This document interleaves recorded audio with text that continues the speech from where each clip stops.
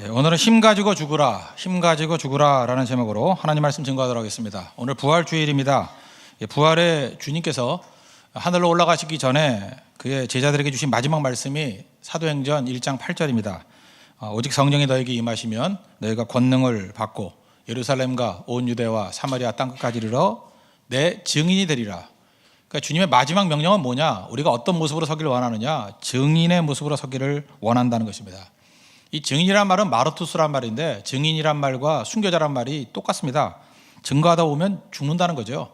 그러니까 죽음의 위기를 뛰어넘어서 복음 증인, 증거하는 증인되라는 것입니다. 그러므로 가장 좋은 그리스도인의 모습이 뭐냐 그러면 증인의 모습이라는 것입니다. 증인, 충성스러운 증인되라.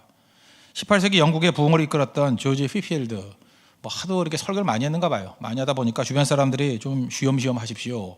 그럴 때 했던 유명한 얘기가 있죠. 나는 녹수로 없어지기보다는 달아서 없어지기를 원한다. 충성스러운 증인의 모습, 그런 것들을 우리에게 보여주고 있다는 것입니다. 요한계시록 11장은 마지막 때의 두 증인 보여주고 있습니다. 두 증인. 이 본문 말씀은요, 우리나라에 나오는 모든 이단들이 다 사용하는 본문이에요. 여기도 혹시 이단에서 좀 놀다 오신 분들 계시죠? 이거 무지하게 공부 많이 했을 거예요. 특별히 그 문선명을 비롯해가지고 그 방계들, 모든 것들이 다 여기서 나오는 거예요. 스가랴 4장, 아니면 여기, 뻔한 데입니다. 정확히 이해해야 된다는 것입니다. 마지막 때 주님께서 어떤 모델의 증인이 되어야 될 것인가, 우리 그 모델을 보여주고 있다는 것입니다. 3절, 4절 보십시오. 내가 나의 두 증인에게 권세를 주리니 그들이 굵은 베옷을 입고 1260일을 예언하리라. 그들은 이 땅에 주 앞에 서 있는 두 감람나무와 두 촛대니. 제가 어렸을 때 이렇게 벽보 붙여 있었습니다. 재림 예수, 그리고 한 30대 초반의 남자가 맨날 있었어요. 그리고 그 옆에 보니까 자기가 두 감람나무 중에 하나래. 하나는 예수님이고 하나는 자기라 그러고. 그때부터 시작해가지고 그냥 온통 두 감람나무 중에 하나가 자기래요. 자기래요. 대부분이 첫 번째 감람나무는 예수라 그러고, 또 아닐 때는 문선명이라 그러고, 여러 모델들이 있는데 하여튼 이거 지멋대로 해석하는 것 중에 하나라는 것입니다.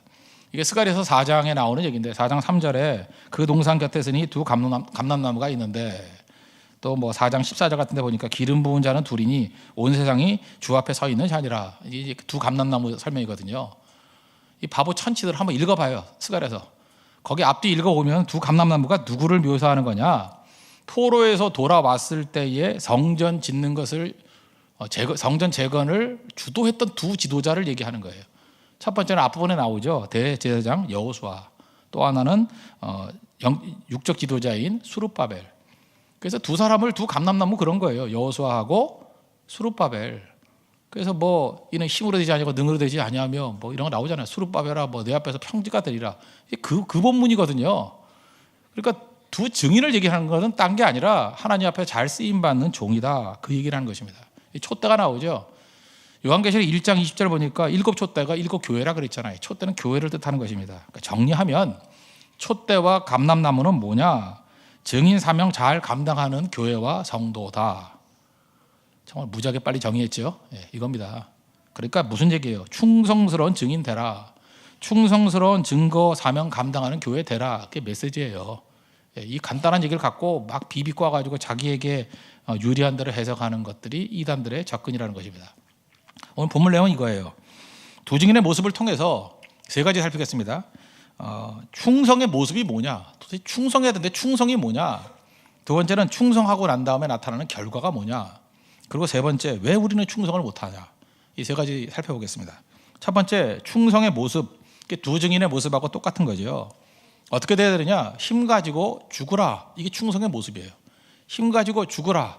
우리 일상으로 쓸 때는 뭐라 그래요? 십자가 지라. 이게 충성의 모습이라는 것입니다. 두 증인의 세 가지 특징이 나옵니다. 첫 번째 특징이 뭐예요? 엄청난 파워가 있다는 거예요. 이 증인은 엄청난 파워를 주님이 주신다는 것입니다. 불과 권능을 준대요. 5절, 6절 한번 보십시오.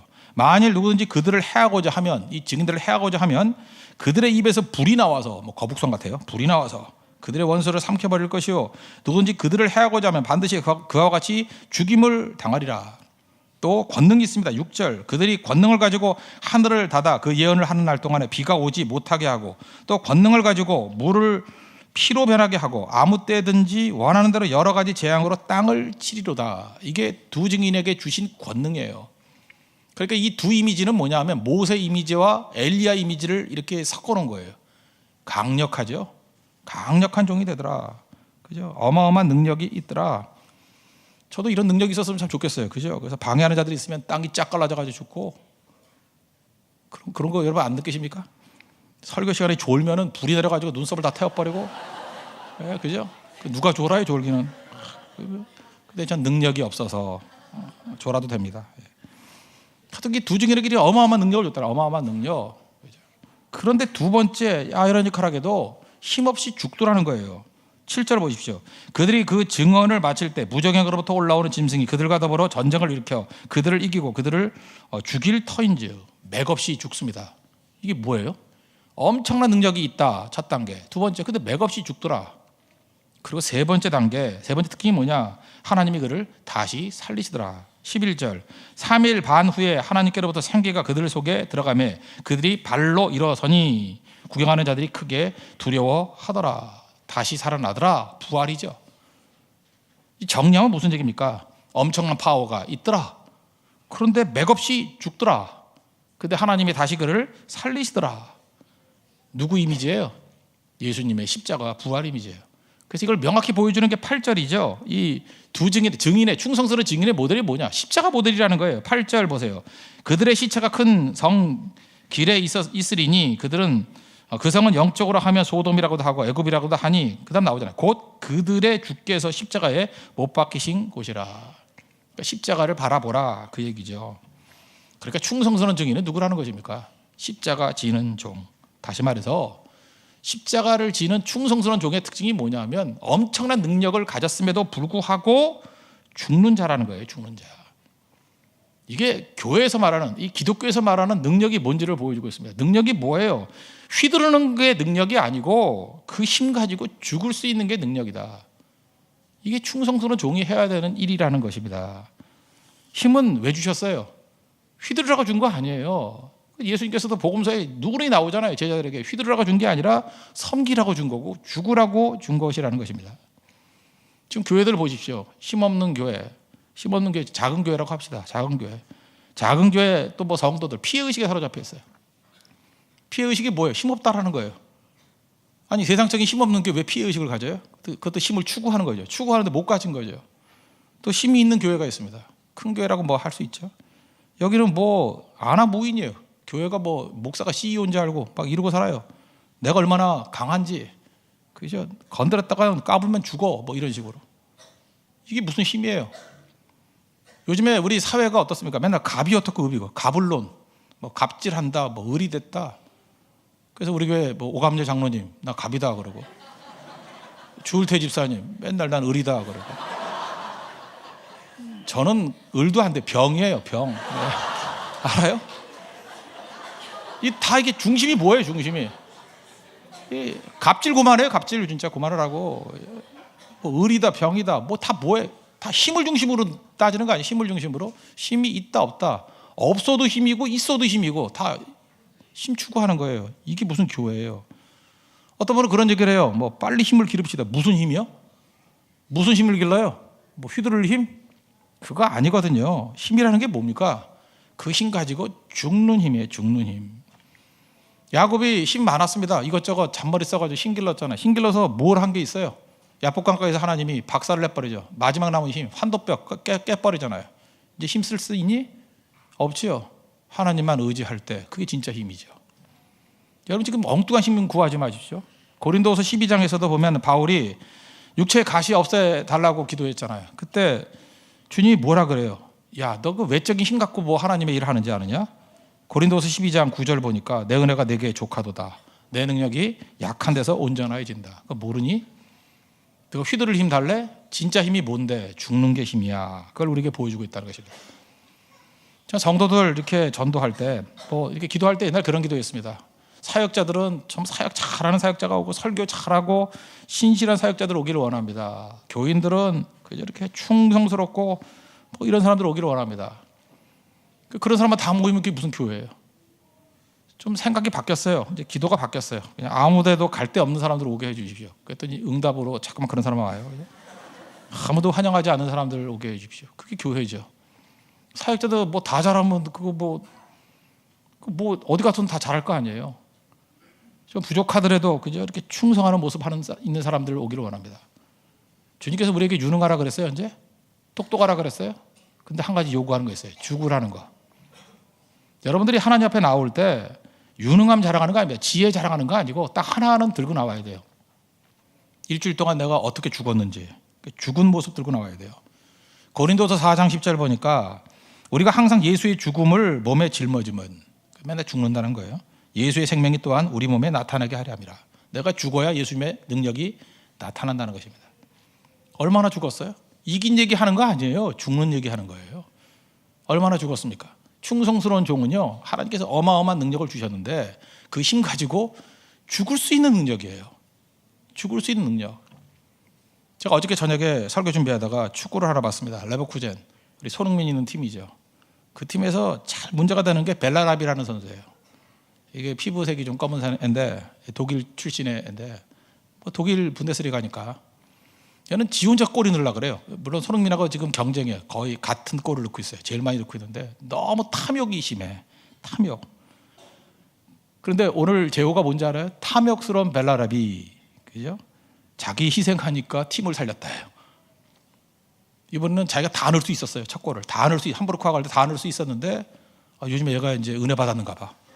옆에 있는 카스트로에게 패스를 했어요. 그래서 그냥 텅텅 빈 데 넣고 그걸로 말미암아 원팀이 살아나기 시작해요. 팀이 살아나기 시작해서 4대0으로 이겼어요. 함부르크에게 4대0으로. 제가 볼 때 분명히 그래요. 그 흐름상으로 볼 때 벨라라비의 십자가예요. 자기는 한 골도 못 넣었어요. 벨라라비, 카림 벨라라비, 그거 잊지 마십시오. 하나 죽어놓으니까 다 살아나잖아요. 제가 볼 때 그게 진짜 능력이에요. 진짜 능력. 여러분들도 하나님께서 물으시는 건 그거예요. 언제 죽나? 요즘엔 뭐 유머 감각 있는 사람 좋다 그러죠. 유머 쉽지 않습니다. 그거 저를 비난하는 사람 많은데 그거 쉽지 않아요. 유머 감각이라는 게 그게 하루아침에 되는 거 아닙니다. 그거. 유머라는 게 웃기지 못하면 웃으십시오. 그게 중요한 거예요. 제일 좋은 거는 남들을 즐겁게 하는 게 좋아요. 웃기는 거. 유머가 있는 거 좋지만 유머 감각은 아무나 없잖아요. 웃어주십시오. 최악은 뭔지 알아요? 웃기지도 못하면서 웃지도 않아요. 안 죽는 거거든요. 내가 웃나 봐라. 내가 왜 네 페이스에 놀아나니? 유머 영접 안 해요. 구호 못 받아요. 그죠? 그게 자세가 중요한 거예요. 농담같이 보이지만 굉장히 중요한 거예요. 요즘에 그 코미디 프로들이 있는데 그 우차사라고 있지 않습니까? 우차사가 점점 재밌어지고 있는데 거기에 배우고 싶어요 그런 프로가 있어요. 배우고 싶어요. 정말 유치해요. 그 안시우라는 그 개그맨이 나와가지고 이상한 목소리로 뭐 테니스를 배우고 싶어요. 그것만 계속 외쳐요. 테니스를 배우고 싶어요. 되게 유치하거든요. 근데 어쨌든 간에 이 친구 머리가 좋고 발상이 좋아요. 이 안시우 내가 볼 때 머리 좋은 애예요. 머리 좋고 뭔가 이렇게 그 새로운 경지를 개척하는 그런 스타일의 개그맨이에요. 안시우. 괜찮은 사람이에요. 근데 그 옆에 조연이 하나 있거든요. 이수환이라고. 얘는 하는 거 하나도 없어요. 몸 뚱뚱하고 뭐 인상 잘 남지도 않아요. 완전히 조연이에요, 조연. 근데 이 친구가 잘하는 게 뭔지 알아요? 그냥 옆에서 크게 웃는 거예요. 개그맨이 딴 사람 개그하는 걸 보고 막 웃어주는 거예요. 근데 묘해요. 이수환이 웃어주면 그게 재밌어요. 근데 이 친구가 안 웃어주면 유치해요. 기가 막히죠. 그때 내가 이수환을 보면서 예수 그리스도가 생각났어요. 제가 지금 죽고 있구나. 그거예요. 웃기지 못하면 웃어라도 주라고. 우리 인생 가운데 이런 게 얼마나 많이 있습니까? 말 못하면요 잘 들어라도 주십시오. 경청. 그리고 이걸 못한다고요. 이게 다 뭐예요? 내가 가지고 있는 힘을 가지고 죽어주는 거죠. 우리는 계속해서 죽지 않는 싸움을 벌입니다. 내 힘 가지고 알량한 거 드러내려고 그러니까 연약해지는 거죠. 그러니까 유치해지는 거죠. 우리가 주님 앞에 나올 때 십자가를 진다는 게 뭐 딴 건지 아십니까? 충성스러운 종이 뭐 딴 건지 아십니까? 하나님께서 우리에게 어마어마한 은사와 능력 주셨잖아요. 그 힘 가지고 휘두르는 게 아니고 죽는 거예요. 죽는 리스트 들고 나오는 거예요. 내가 이렇게 죽었습니다. 오늘도 여러분 죽으십시오. 사도 바울은 고린도서 15장에서 나는 날마다 죽노라. 그게 충성이에요. 충성은 힘 가지고 죽는 거라는 거 잊지 말고 우리 잘 죽을 수 있는 믿음의 종 되기를 바랍니다. 두 번째 단계, 충성의 결과인데 이렇게 힘 가지고 죽었더니 어떤 결과가 나타나느냐? 부흥이 일어나요. 주변 사람들에게 회개가 일어나더라는 거예요. 우리가 요한계시록을 새벽마다 살피고 있는데 그 나팔 재앙이거든요. 그 6나팔 다 불었을 때 특징이 뭐냐? 그렇게 얻어 터지고 깨져도 사람들이 회개 안 해요. 참 그 신기해요. 어떻게 이런 것들이 다 있나? 그래서 바로 왕 생각나죠. 10가지 재앙이 있어도 강팍하다, 완악하다, 옹고집이다. 그죠? 그런 것들을 보게 된다고요. 요한계시록 9장 20절에 보니까 이 재앙에 죽지 않고 남은 사람들은 그 어마어마한 재앙 이후에 그냥 간신히 살았거든요. 손으로 행한 일을 회개하지 아니하고. 이게 너무 신기해요. 어떻게 이렇게 터지고도 회개를 안 하나? 우리 이러죠. 회개를 촉구한다고. 그래서 교회와 성도들이 밤낮 남들 향해서 회개하라. 천국이 가까웠다. 너 회개하라. 너 회개하라. 우리 부모님들은 자녀들에게 너 회개하라. 옳은 소리 하면서 24시간 잔소리하죠. 회개하라. 그렇게 사는 거 아니다. 변화됩니까? 변화 안 돼요. 오늘도 부활주일이지만 제가 이렇게 설교할 때 벌써 여러분들도 변화 안 되려고 지금 작정을 하고 오셨죠. 내가 은혜 받나 봐라. 감동 받나 봐라. 내가 네 페이스에 말이 드나 봐라. 그죠? 딱 팔짱 끼고 은혜 받으면 막 정신 차리고 막 그러잖아요. 그죠? 예, 절대 내 페이스에 안 말리려고. 그때 당시에 그랬다는 거예요, 사람들이. 근데 이 사람들이 변화됐어요. 13절 하반절 보세요. 그 남은 자들이 두려워하여 보세요. 이게 믿지 않는 사람들이 영광을 하늘에 하나님께 돌리더라. 놀라운 일이 벌어졌어요. 그렇게 깨지고 터져도 회개 안 하던 사람들이 하늘에 하나님께 영광을 돌렸대요. 언제요? 힘 가지고 죽는 일이 벌어졌을 때. 회개하라고 촉구했을 때 변화된 게 아니고 하나님의 증인들이, 주의 증인들이 힘을 가지고 있는데 힘을 휘두르지 않고 죽을 때에 사람들이 거기에서 회개의 능력이 나타나기 시작하더라는 것입니다. 회개는 언제 일어납니까? 조용히 십자가 질 때 그때 일어난다는 것입니다. 우리가 너무 말이 많습니다. 고린도전서 4장 20절 보니까 하나님의 나라는 말에 있지 아니하고 오직 능력에 있습니다. 이것도 앞뒤 문맥 모르고 능력 그러니까 또 휘두르는 능력이잖아요. 여기 능력이 뭐예요? 죽는 능력이에요. 말이 아니고 힘 가지고 죽는 능력이 있대요. 능력에. 요한복음 12장 24절 보니까 하늘의 밀이 땅에 떨어져 죽지 아니하면 하늘 그대로 있고 죽으면 많은 열매를 맺느니라. 이게 뭐예요? 이게 능력이에요. 이 능력 나타날 때 비로소 다 변화가 된다는 것입니다. 저는 80년대 학번입니다. 80년대 그때 좀 이거 인기 끌던 회사가 이랜드였어요. 이랜드 이야기인가? 뭐 그 책 나왔는데 또 없어져 버렸대. 거기 보면은 뭐 그런 얘기가 나와요. 뭐 정직한 기독교 회사 그러면서 공무원들이 제일 무서워하는 게 정직한 사람이다. 뭐 그때는 이제 부정이 좀 많았는가 보죠. 그러면서 이런 얘기 많이 했어요. 정직하면 망한다. 세금 꼬박꼬박 다 내면 망한다. 그랬어요. 근데 30년 지났습니다. 근데 왜 안 망하죠? 지금 30년 지났잖아요. 그리스도인들 지금 뭐 800만, 뭐 1000만 그러는데 안 망하잖아요. 지금. 그리스도인들 많이 망했어요? 안 망했다는 얘기는 뭐죠? 알아서 안 망하는 길을 택한 거죠. 알아서. 그러니까 사실 여기서 나타나는 거예요. 제가 볼 때 부흥하는 교회 부자 되는 성도가 많아가지고 세상 변화되지 않고요. 말씀대로 살다가 망하는 모델이 좀 나와야 되는데 많이 안 나와서 어려워진 게 아닐까 이런 생각을 해요. 우리 교회도 마찬가지입니다. 어떤 사람은 그래요. 이렇게 지혜 없게 그렇게 하냐. 이렇게 하면 되고 이렇게 하면 된다고 코치해줘요. 누가 몰라요 그거? 이럴 때 침묵하면 바보 된다고. 누가 바보 되는 거 몰라요? 좀 바보 되면 어때? 좀 망하면 어때? 좀 힘들어지면 어때? 그런 거 생각 안 해봤어요? 우리가 하나님 말씀대로 가다가 뭐 넘어질 때 있잖아요. 그러나 그 다음부터는 하나님의 뜻대로 가야죠. 좀 망하면 어때? 힘들어지면 어때? 꼭 사람들을 뭐 이미지도 다 좋아져야 되나? 망하는 걸 잘 못해요. 우리가 망하는 거를 말씀대로 가다가 망하는 걸 잘 못한다고. 근데 어느 순간인가 말씀대로 가다 망하는 그 모습에 거기에 진실성을 깨닫는 그 순간에 폭발적인 능력이 나타나는 거예요. 프란체스코 아시죠? 그 제자들을 하겠다는 사람들 되게 많이 왔어요. 오길래 이제 제자 테스트를 하겠다고 씨를 줬대죠. 한 달 동안 키워오라고. 그랬더니 3명 중에 2명은 화사한 꽃을 피워갖고 왔어요. 한 사람은 빈 화분 들고 왔어요. 아무리 물을 주고 거름 줘도 안 되더라고. 근데 그 사람 뽑았다 그러죠. 왜냐? 프란체스코가 준 건 씨가 아니고 철가루였거든요. 철가루를 심으면 프란체스코가 본 게 뭐예요? 빈 화분 들고 오는 걸 원한 거예요. 철가루가 어떻게 꽃을 피워요? 근데 두 사람은 제주도 좋아? 철가루를 줬는데 꽃을 펴 갖고 왔어요. 제주도 좋아. 우리도 마찬가지예요. 주님이 우리에게 철가루를 줬거든요. 쟤도 좋아. 주님, 개나리 보세요. 진달래 보세요. 없어야 돼요. 없어야 그게 열매죠. 우리 인생 살다가 보면 뭐 그렇게 다 잘해야 돼요? 좀 믿음으로 당당하게 가난하면 안 되나요? 누가 부자가 되는 게 다 하나님의 뜻이래.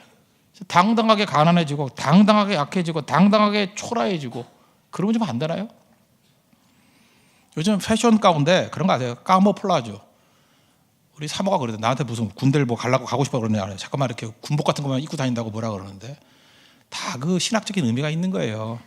이 까모플라주라는 게 뭐냐면 군복, 밀리터리 패션이라고 말하기도 하지만 그게 위장이라는 뜻이거든요. 위장복. 군인 무늬 있잖아요. 군복 무늬. 이게 프랑스어로 까모플라주. 이게 위장이라는 뜻이거든요. 우리 인생이 다 위장하고 산다고. 그래서 저는 그걸 보면서 내 인생만은 이제 위장하고 살지 말고 좀 진실하게 살자. 그런 깊은 신학적인 뜻이 있는데 우리 사모가 그걸 몰라요. 전혀. 그냥 옷 거지 같은 거 입고 다니다가 맨날 그러는데 그런 의미가 있거든요. 우리 인생 가운데도 잠깐 위장하려고 그래. 이렇게 위장 저렇게 위장. 철 깔아주면 빈손 들고 나가는 게 옳아요. 여러분 당당해지십시오. 323장 이런 찬양 있잖아요. 멸시천대 십자가는 제가 지고 가오리니. 이러면 돼요. 멸시천대 십자가는 제가 지고 가오리니. 존귀 영광 모든 권세 주님 홀로 받으소서. 이때 부흥이 일어나는 겁니다. 뭐 우리는 그래요. 뭐 내가 뭐 가난하고 내가 뭐 잘 안 되면은 주님의 영광 가리울까 봐. 철가루 줬는데 개나리 들고 나가는 게 주님의 영광 가리우는 거예요. 전혀 엉뚱한 소리 하지 말라고요. 주님이 여러분 팔팔하고 건강해야만 주님이 기뻐하는 거 아니에요. 어떤 때 병 들었는데도 불구하고 주님 의지하고 찬송하고 그걸 더 기뻐하신다고. 누가 껍데기 보래. 누가 껍데기를. 잘 될 때 믿음 지킬 수 있지만 안 될 때 믿음의 고백이 있는 게 얼마나 중요한 건데 그게. 그때 부흥이 일어납니다. 그게 충성의 결과예요. 마지막 세 번째. 근데 왜 충성 못하나? 믿음이 없어서죠. 뭐 결론은. 하나님이 살려주신다. 이거 못 믿는 거예요. 하나님이 회복시켜주신다. 이거 못 믿는 거예요. 그러니까 죽을 수가 없는 거죠. 우리는 불 가운데서 걸어 나올 수가 없어요. 왜? 불에 안 들어가니까. 풀불에 들어갔다가 다니엘의 세 친구들 나왔죠. 그건 걔네들 얘기예요. 우리는 가기 전에 이미 소화기 들고 다 꺼요.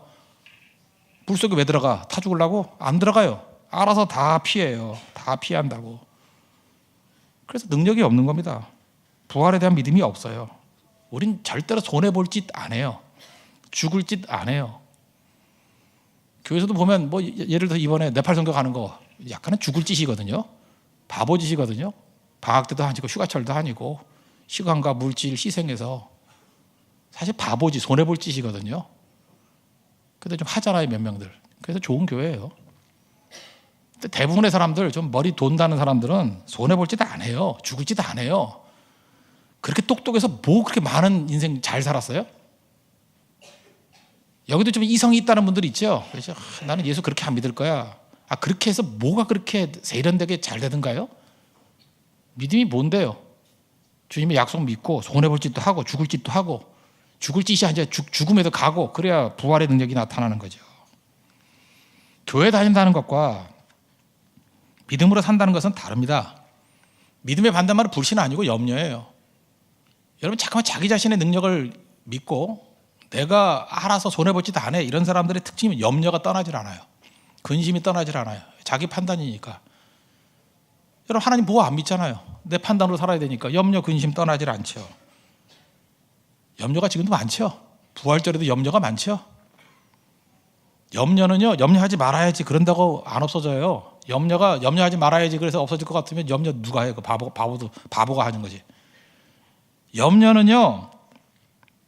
염려는 그 염려보다 더 큰 것을 믿게 될 때 없어지는 거예요.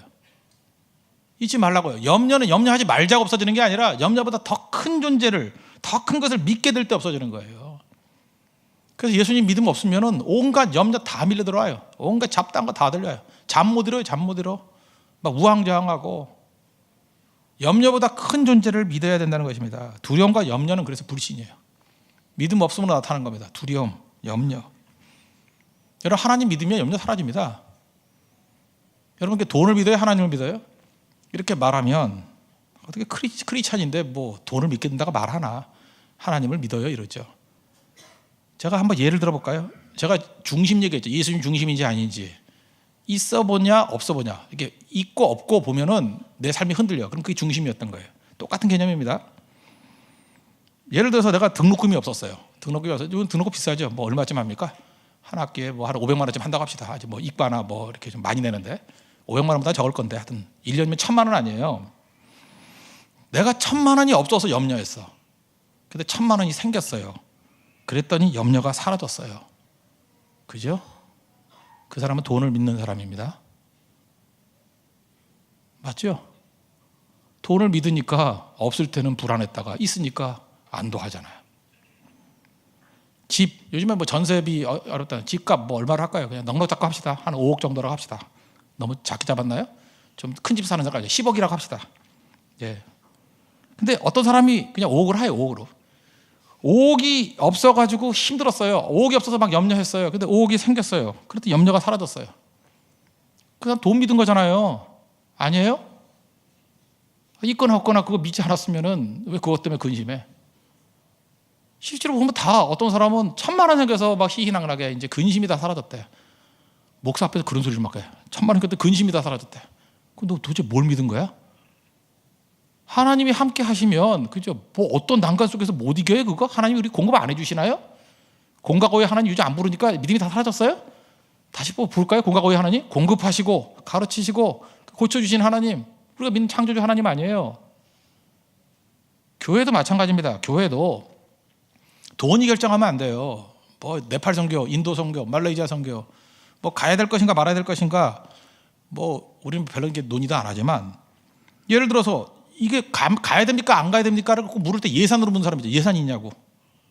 그 예산 물으면 돈이 결정하는 거 아니에요? 이게 하나님의 뜻인가 아닌가 그걸 물어야 될 거 아니에요.